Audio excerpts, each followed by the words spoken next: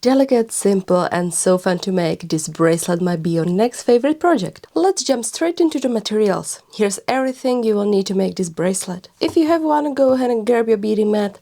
A few of you have asked me about it in previous videos. This one is actually handmade from an IKEA picture frame.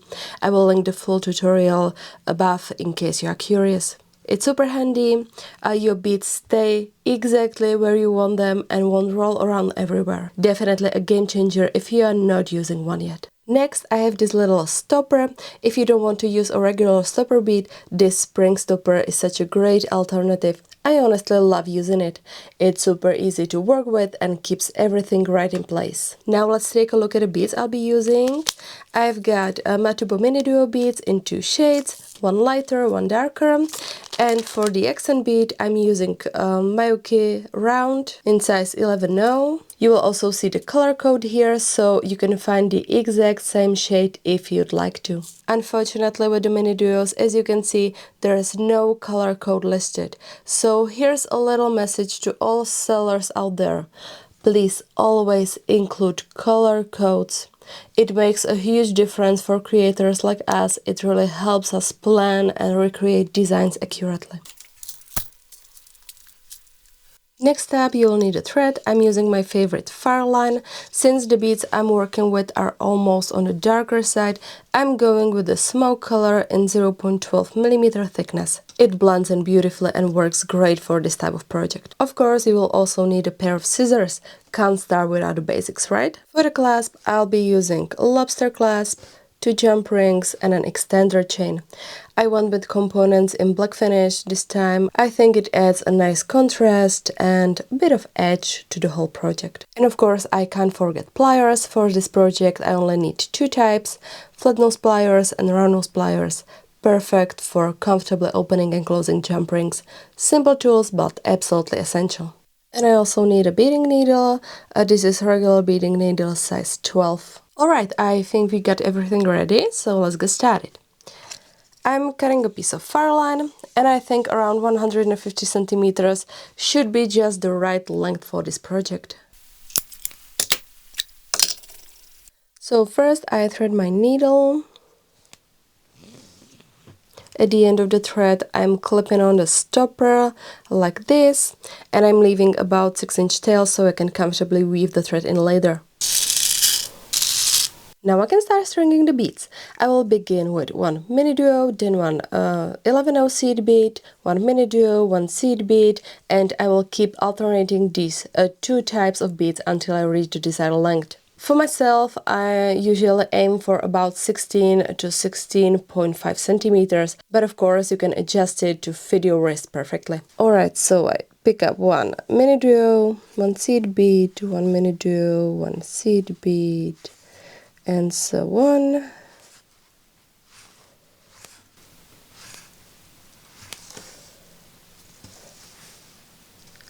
Slide the beads down to my stopper. Be careful with mini duo beads. Sometimes you will come across a faulty one that's a missing hole. So as you are stringing them, always double check that both holes are there.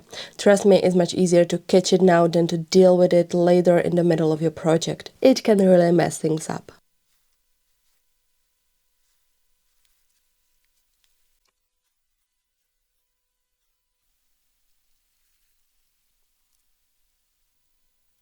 Alright, so I strung the beads to my desired length, around 16 centimeters for the bracelet. Now it's time to jump straight into the next row and start building up the design.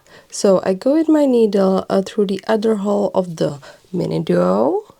I pick up the light one mini duo and go with my needle through the next hole of the mini duo. Just like that. And again pick up light one and go through another hole, pull tight, and we are just going to keep repeating this step all the way to the end of the bracelet length. It's super simple once you get into the rhythm and so satisfying to see it come together.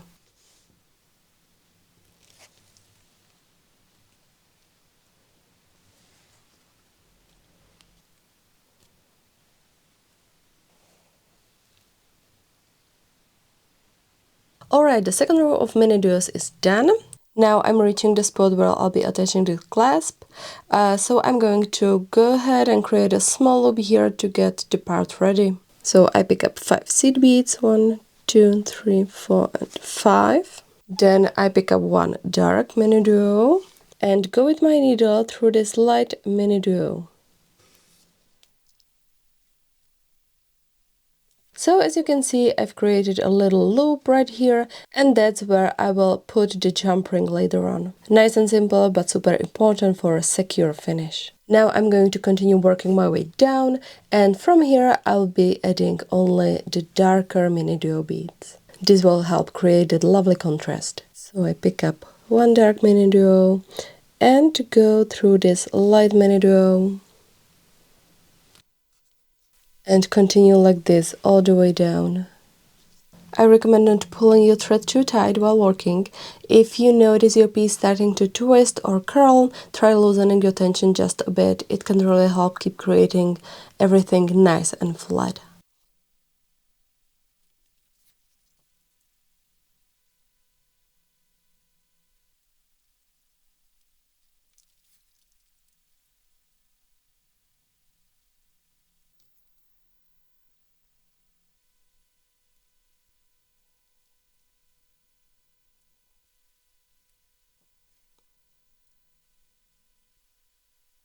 As you can see, I've reached the end of the row, and this might be the point where you are not quite sure what to do next. So here's what I do. I pick up one dark mini duo bead, slide it down so you can see it better, and then I create a loop by picking up 5 seed beads. 1, 2, 3, 4, 5, and stitching through like this.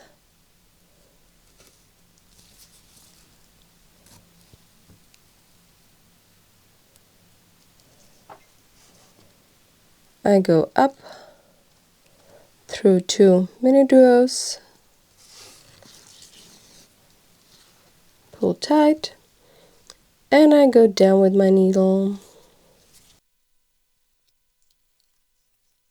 Alright, so now I've created the second loop, which means both sides are ready for the clasp. And in this final outer row, I'll be adding only seed beads. I'm sure you've got a hang of it by now. It's all going to come together beautifully. So I pick up one seed bead and go through the next mini duo like this. And I continue all the way down.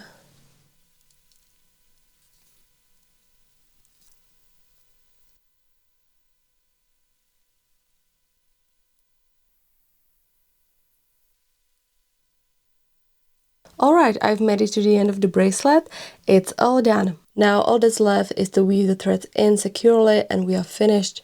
Just a few final stitches to keep everything in place. So I go with my needle through the mini duos like this. And I just need to weave the thread in, and at the same time I reinforce the loop here. So there's not only just one thread but 2 threads.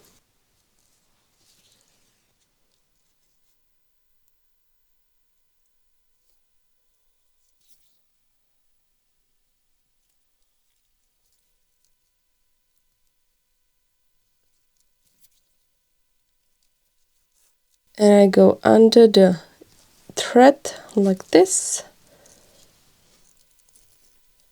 and make a knot and pull tight, go through a couple more beads,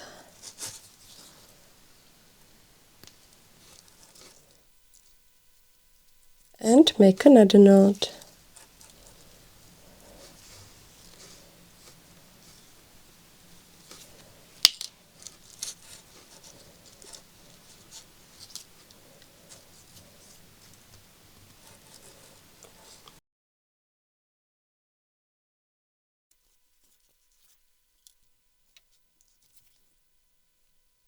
I usually make 2 or 3 knots like this.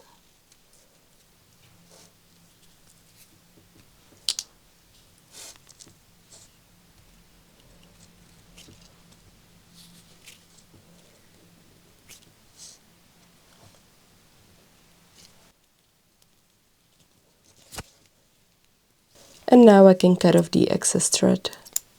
I remove my stopper and do exactly the same with the other tail. I just weave it in and make some knots.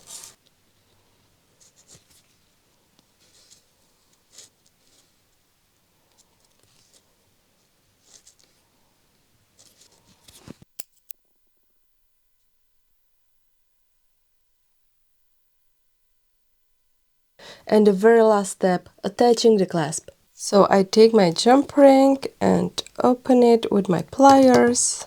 I put it through the loop like this.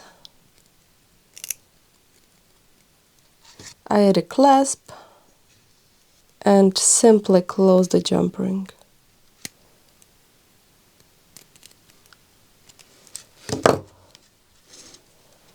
One side is finished. I open the second jump ring, go through the loop, and I add an extender chain and close the jump ring.